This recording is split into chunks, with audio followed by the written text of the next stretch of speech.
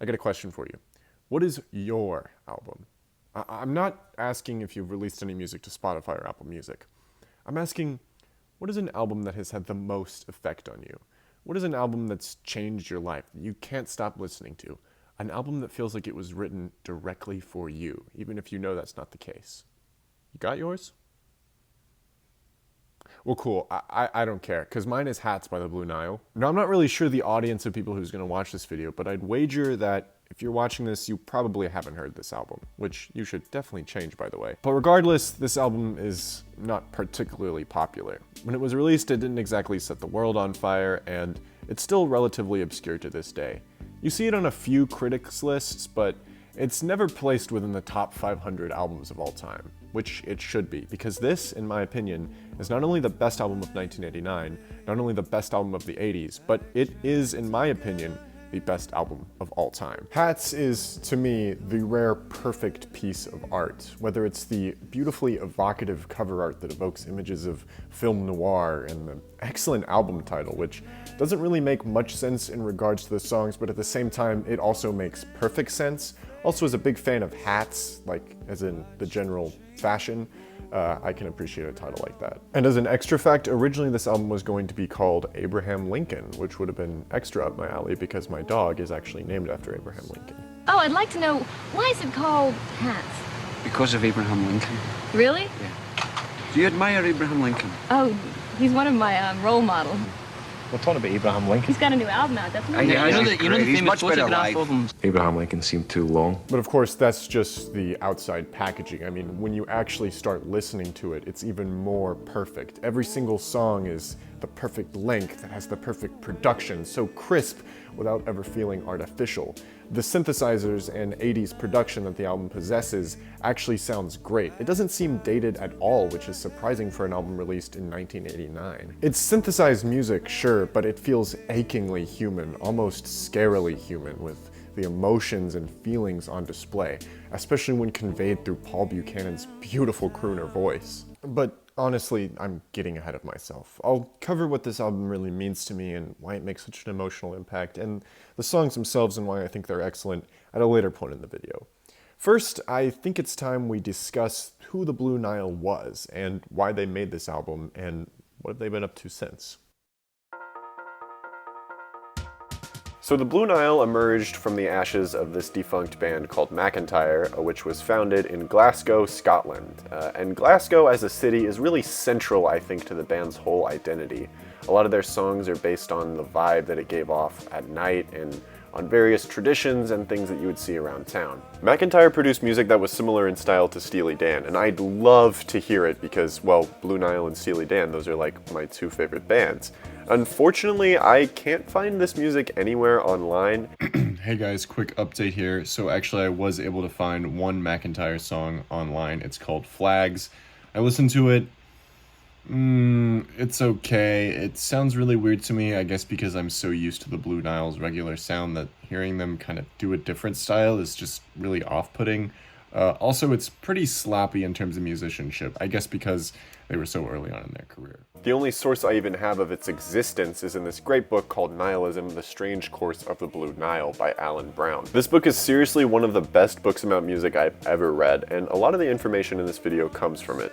If you enjoyed this video or if you're a fan of the band, seriously go check it out. It's pretty expensive on Amazon, like a lot of the things related to this band, but I would say it's worth the money. I learned a lot of great stuff. Out of the ashes of McIntyre came vocalist and guitarist Paul Buchanan, bassist Robert Bell, and keyboardist Paul Joseph Moore. They decided to keep soldiering on making music under a different name. Only they didn't have a drummer, so they used a small drum machine that could only play Hispanic rhythms. They made do with what they had though, and ended up playing cover songs every night in various Scottish clubs. The group weren't even particularly adept at their instruments, but when they started out, they made use of this by making songs that were instead super atmospheric and based mostly around Buchanan's beautiful lyrics and amazing voice. Eventually though, people took notice, and the band quickly signed to RSO Records, releasing their first single, I Love This Life, in 1981.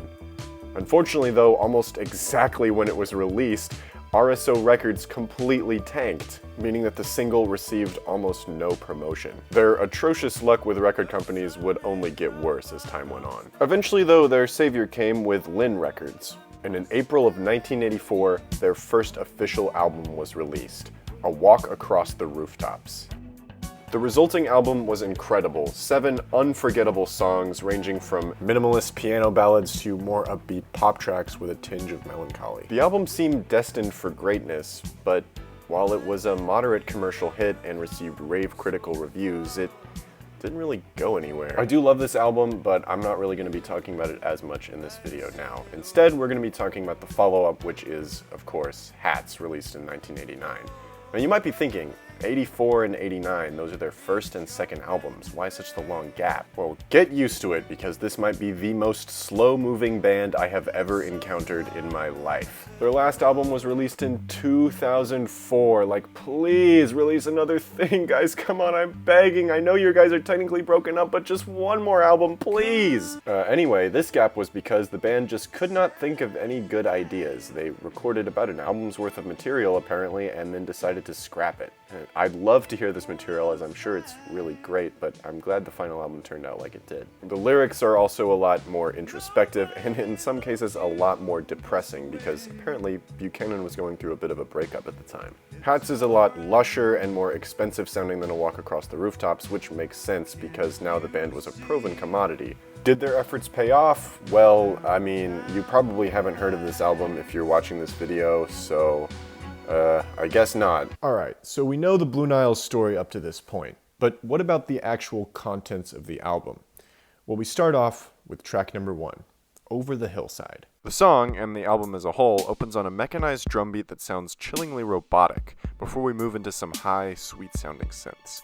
Then this really beautiful descending guitar pattern comes in, which always reminds me of waves crashing on a beach for some reason. Soon after this, Paul Buchanan enters, and we're lyrically treated to the story of a dejected narrator who works constantly despite the strain it puts on him.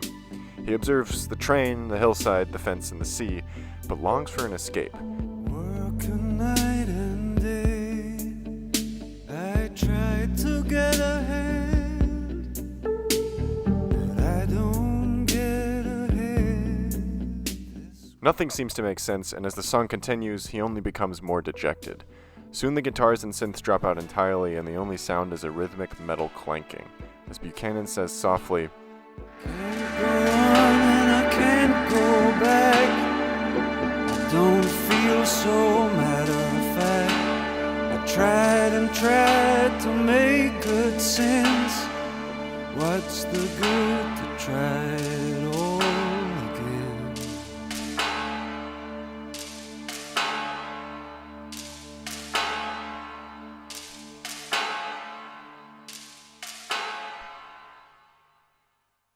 The song initially doesn't even seem like an ideal album opener. It's slow, it's sad, and it's subtle, but that cold, reverby drum machine, those downcast guitars at the beginning, and the cryptic but grounded lyrics set the mood so well, I can't imagine anything else opening this record. It's perfect, and it sets the ideal mood for the rest of the album. But oh my god, the next song is even better.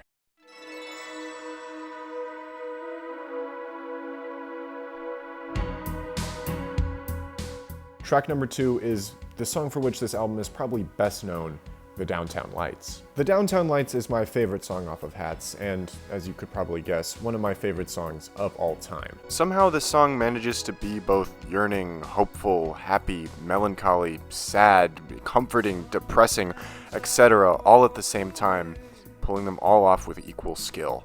It makes me feel a myriad of different emotions that I can't even begin to explain. And every time I listen, it transports me to another world of magic and romance and city lights. Sonically, it's the lushest thing the band had attempted to this point, with this meandering lead keyboard line that sounds like bagpipes, maybe an imperceptible nod to the band's Celtic roots, a throbbing synth bass and reverby 80s drums, and this insistent string pattern that eventually gives way into a pizzicato motif during the chorus. The arrangement and instrumentation just sounds like driving through a bright neon-lit city at night, which is only further supported by the absolutely beautiful lyrics. Centrally, the song concerns Buchanan comforting a distraught lover whilst questioning her true feelings and inviting her to take in the beauty of the city to soothe her angst.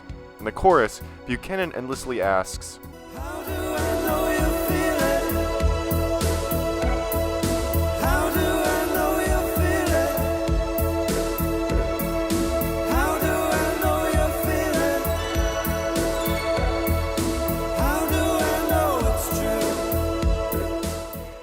here, it's truly sublime.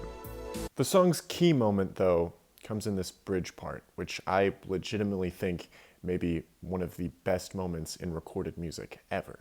Neons and the cigarettes, rented rooms, rented cars, the crowded streets, the empty bars, chimney tops, the trumpets, the golden lights and loving prayers, the colored shoes, the empty trains. I'm tired of crying on the stairs. The downtown lights. It's just so achingly perfect. I mean, that list of things seems so normal, but that's basically the modus operandi of the entire album. These mundane aspects of the city become part of his relationship and inform his life. We never hear specific details about the girls that he's singing to or about anything that they really do when they're spending time together, but we do see the details of the city that surround him and the little things that he notices while these events are happening. And really, that's how memory works. And it works so much better in the songwriting form than just describing how you feel or describing what was said in these arguments and confessions of love. And of course, Buchanan sells the hell out of it, singing like his life depends on it, especially when he rips out the chorus reprise, his voice absolutely quaking with emotion. It's unreal. And the way the arrangement quiets down and becomes tense, leading into the beautiful ecstasy of that glittering guitar. It's really, really hard for me to hear that part of the song and not burst into tears, or at least get a chill up my spine. That's how truly moving it is to me. And hopefully it's moving for you too. It was clear that the record labels behind the album, Lynn and A&M, both wanted the Downtown Lights to be a success. It was released as the first single off the album in September of 1989, and it was supported by 2 high-quality music videos. But it only reached number 10 on the Billboard Modern Rocks chart and number 67 in the UK singles chart, which isn't bad at all, but probably not what the company was hoping for. The Downtown Lights is oddly positioned as track number 2. It's not the last song of the album, which is what you would kind of expect for such a big, bombastic song like this. It's definitely the emotional high point, and so naturally the next song takes things down a notch. Let's Go Out Tonight is track number 3. Let's Go Out Tonight is like a mirror version of the Downtown Lights. I mean, their names even rhyme. But more so in the fact that they largely share the same subject matter. Both of them see Buchanan trying to comfort his lover by showing her the city and taking her out. But where the Downtown Lights frames this as soothing and almost heroic, Let's Go Out Tonight is defeated and sad. He's not taking this girl out tonight because he wants to. It's almost like this is his last saving throw for the end of a relationship. Something is clearly wrong and he's praying for love to come out alright. It's a heartbreaking track, and unusually it uses guitar as the primary instrument, playing these lovely arpeggios over distant, foghorn synths. Paul sings it in a classic world-weary tone. This is the closest the album gets to Sinatra. And as the song goes on, his voice only gets higher and more urgent. To my knowledge, we don't know who he wrote this song about, or who he wrote any of these songs about. But whoever it was and whatever happened, I can really tell how real it was and how much it affected him. Or I could be totally off and these songs weren't inspired by anything and he's just that good, which I wouldn't doubt. After the morose tone of Let's Go Out Tonight, we follow with a significantly more upbeat song, Headlights on the Parade.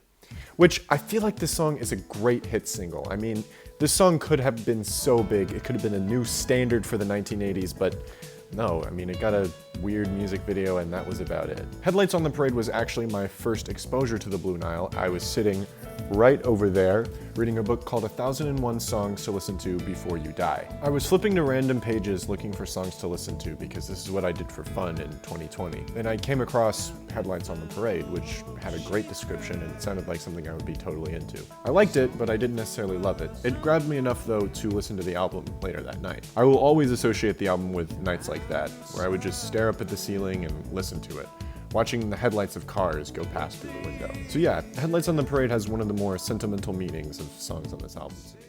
Headlights on the Parade is another song that's nominally about love that nonetheless focuses on a minor detail that's never really explained in the context of the song. That of the headlights on the parade that light up the way. Their significance is never explained, and it's up to us to determine what they mean in the context of the track. Headlights is sandwiched in between the album's 2 saddest, sparest songs, and it provides a necessary break, with its soaring strings, impressionist piano chords and solos, and bubbling bass lines played on both electric piano and synth. The strings and the synths just keep piling onto each other until it sounds like a climactic kiss scene in a long-forgotten movie, with Buchanan resorting to singing only "I love you," the emotion dripping from his voice. In the song's coda, he says, "The city wins, while you and I can't find a way." And this is perhaps the best summation of the album's themes. Oh, and like Downtown Lights, they really tried to make this song big. The record company bankrolled another high-budget music video that was originally supposed to be directed by David Fincher, and a remix by superstar producer Bob Clearmountain that concisely strips the song down to its essential elements. But alas, it was all for naught and it only got as high as number 72 in the UK. Also, I've just realized I've been talking a lot about Paul Buchanan without giving much credit to Robert Bell and Paul Joseph Moore, who were just as responsible for the band's and album's success. They produced the record with Buchanan and added distinct instrumental flair to it. Bell isn't as prominent here as he was on Walk Across the Rooftops, where he got to show off his sophisticated slap bass skills, but his bass playing is the necessary heartbeat of a lot of these songs, and he assists with more synth parts as well. Moore's skill at arrangement and picking out synth sounds is unmatched, and his washes of sound coat the album in that all-important dreamlike fog and hazy neon. Moore would frequently clash with Buchanan, and would have less involvement with their follow-up piece at last, before effectively leaving the band after 2004's High, which is a real shame. We're back in the doldrums, though, for From a Late Night Train, which for a long time was my least favorite song on the album. I mean, there's no rhythm to it, and barely any other instruments except for a slow, atmospheric keyboard and some trumpet flourishes. But this song has really grown on me because it is truly a great performance piece for Buchanan, and a great showcase for the album's wonderful production, which spotlights that trumpet really well. I don't usually listen to this song outside of the context of the album, but within the context of the album, it's a great song. And of course, the imagery of the train is something that keeps reoccurring in this album. I guess you could accuse Buchanan of being a lazy writer because he always defaults to these stories of trains and cities and headlights and cars, but really, I think that gives the album more of a cohesive feel. I used to listen to this album and imagine each of the songs had an accompanying short film or music video to them. And From a Late Night Train was always the part in the album or storyline where you would see Buchanan just kind of standing on a train in the dark, watching the city go by. We then take a turn for the funky with 7 a.m. I also really don't have much to say about 7 a.m, unfortunately. I feel like this and From a Late Night Train are definitely my least favorite songs on the album, which is not to say that they're bad, but 7 a.m. has this sort of funky feel to it. It's got a synth bass line, but it is a little repetitive, and the lyrics aren't quite as striking as any of the other songs. The Blue Nile kind of try this sort of funky feeling every so often, and there's usually at least one song on their albums that goes for this kind of vibe. And to be honest, I don't think it ever quite works. At least this one is better than their attempt on Peace at Last, which was their album released after this, which is Holy Love, which is... that's just an awful song. That's probably the worst Blue Nile song. Actually, the live in the studio version of this song I think is a lot better than the final track. But of course, I'm not dissing on 7 a.m. by the Blue Nile, because it's on Hats, which is the best album ever.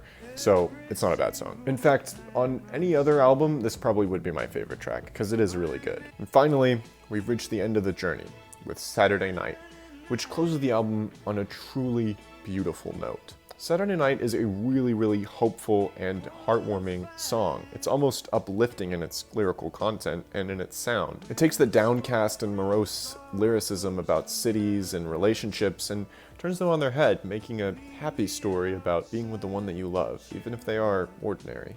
The song begins with a beautiful sparkling synth arpeggio that sounds of a pair with the one at the start of the Downtown Lights, which, come to think of it, I really think that the Downtown Lights is the nexus point for the whole album. After they scrapped the whole album's worth of material, it was the first song that they created. And from there, it served as a sort of blueprint for how the rest of the album sounded and played. Anyway, there's some high strings and a shimmery guitar before Buchanan enters, still asking questions till the very end. This time it's...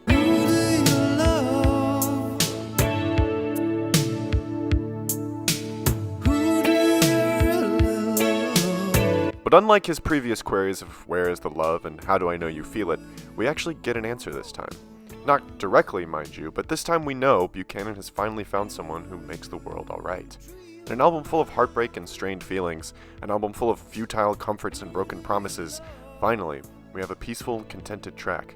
It's the sound of being in love, not only with someone else, but also with the city.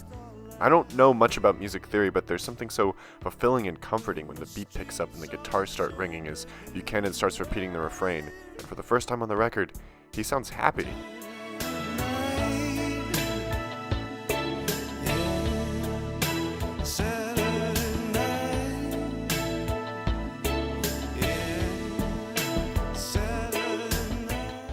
You can almost hear the smile on his face. But my favorite version of this masterpiece is actually the early mix with an alternate vocal, whereas the song closes, Buchanan sings, Angel wings, the taxi cars, the broken things, the falling stars. I will be where you are. I can't imagine why this was cut from the final album, because it's perfect. It acts as a mirror to the very similar bridge of the Downtown Lights. You know, the one where he lists out the part of the city that I talked about for like 3 minutes. But instead of being pained by the cacophony of the lights and busyness, he instead embraces them, singing with a cheerful lilt to his voice, as though these were fragments of a pleasant, happy memory.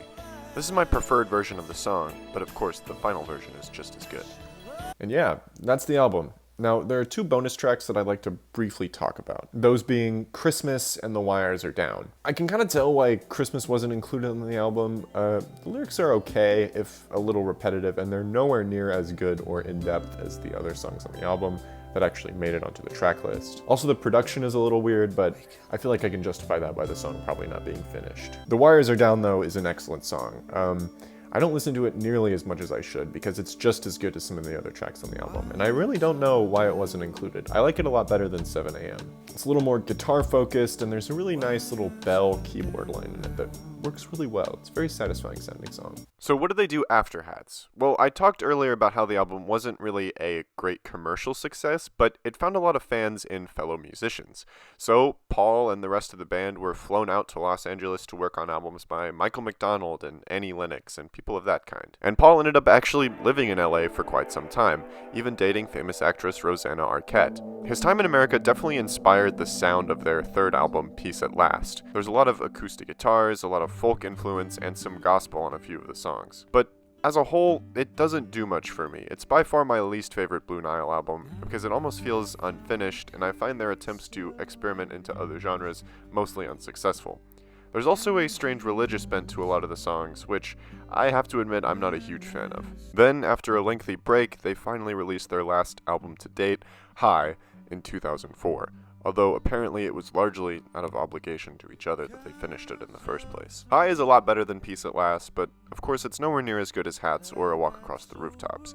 It's a lot more sparse and slow and minimal than any of their albums to date. Lyrically though, it's great, and of course the sparse arrangements are as good as ever. After that, Paul Joseph Moore left the band, and the group toured as Paul Buchanan sings the songs of the Blue Nile, although Robert Bell was still involved. Then in 2012, we actually got a Paul Buchanan solo album, Mid-Air, which is basically just him and piano accompaniment. Very sparse, very slow, very sad. It's great, of course. I guess that's really all I have to say for now about Hats by the Blue Nile. Yeah, I mean, as you could probably tell by how long this video is, it is my favorite album, and I would encourage you to give it a listen too. Maybe it'll become your favorite album, but there's no way you'll like it as much as I do. This band's music, and this album in particular, is just so special to me, and talking about some of the memories and feelings that I associate with this album would get a little too invasive. But needless to say, some of my best memories are associated with this album. I also have somewhat of a direct connection to the people behind this album. In, I think, 2020 or 2021, I found Paul Buchanan's website, and I actually left a comment saying how much his music meant to me, and he responded. And we had a whole conversation. I sent him like several paragraphs of just how much I loved his music, and he responded back, holding his own with several paragraphs as well. Unfortunately, though, the only evidence I have of this is a screenshot of our initial 2 messages. Other than that, his website got wiped recently and a new message board was put up. That really makes me sad because he legitimately sounded like such a nice and genuine guy, and he legitimately seemed honored that someone from a different country, generation, time period as him had connected with his music so much. It's always a super nice feeling to know that your favorite musician is not some weird creep who's super egotistical. In fact, Paul spoke with absolutely no pretensions or ego whatsoever. He was, if anything, a little too critical of his art. In some ways, I aspire to be like Paul Buchanan. The guy isn't a rock star, but he's cultivated a sizable following for his music and the art that he's created. And the art that he did create is uncommonly beautiful and moving, yet he remains so humble about it.